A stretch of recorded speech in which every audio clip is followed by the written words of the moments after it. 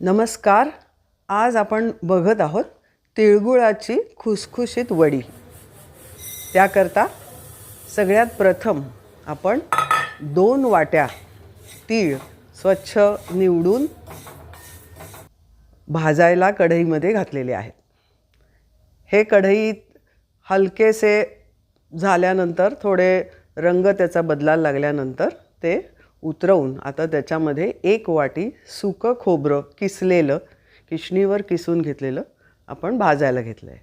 त्यामध्ये 1 चमचा खसखस, ही खसखस त्याच्याबरोबरच भाजली जाईल आणि गॅस याकरता अत्यंत बारीक ठेवायचं आहे, कारण ते सुकं खोबरं तांबूस होता कामा नये, नुसतं गरम करायचं आहे.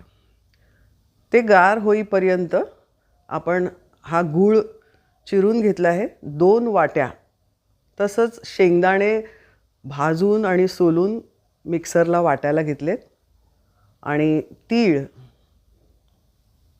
भाजलेले जे तीळ आहेत ते गार झालेले आहेत ते, आणि त्याच्यासोबत जे भाजलेलं खोबरं होतं गरम केलेलं सुकं खोबरं आणि खसखस हे पण त्याच्याबरोबर आपण एकत्र वाटायला घेतो आहोत.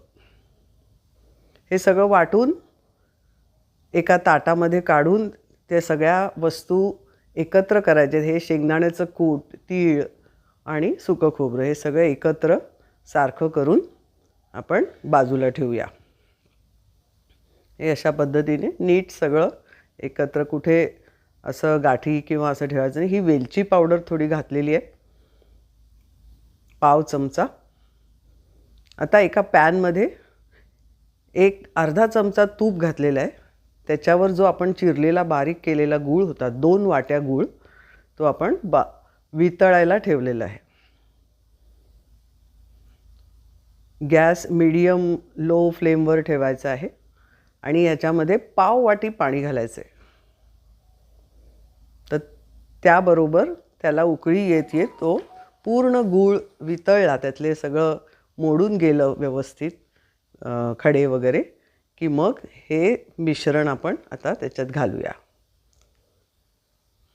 हे मिश्रण व्यवस्थित गुळामध्ये मिक्स करून घ्यायचं आहे आणि गॅस बंद करून हे मिश्रण ढवळायचं आहे. आणि एका ताटामध्ये हा पेपर घेऊन त्याच्यावर तूप लावून हे मिश्रण त्याच्यावर ओतायचं आहे. आणि हे ताट गोल असल्यामुळे ह्या बटर पेपरवर हे मिश्रण व्यवस्थित स्पॅटुलाने पसरवलेलं आहे. हे पिस्त्याचे काही काप आणि अजून थोडंसं सुकं खोबरं त्याच्यावर थापून घ्यायचं आहे. आणि 10 मिनिटांनी थोडं गार झाल्यावर ह्याच्या वड्या पाडायच्या आहेत, कारण गुळाच्या आहेत, ते लवकर घट्ट व्हायला लागतं, जास्त वेळ काढायचा नाही. ह्या बघा, अशा पद्धतीने ह्या वड्या कापून आपल्या तयार आहेत. सुरेख चौकोनी आणि कुठेही अशा चिकटत नाही किंवा व्यवस्थित खुसखुशीत हलक्या झालेल्या वड्या आपल्या छान तयार आहेत. तुम्ही बघू शकाल प्रत्येक वडी अगदी व्यवस्थित निघते आहे. तर ह्या आपल्या वड्या तयार झाल्या. धन्यवाद.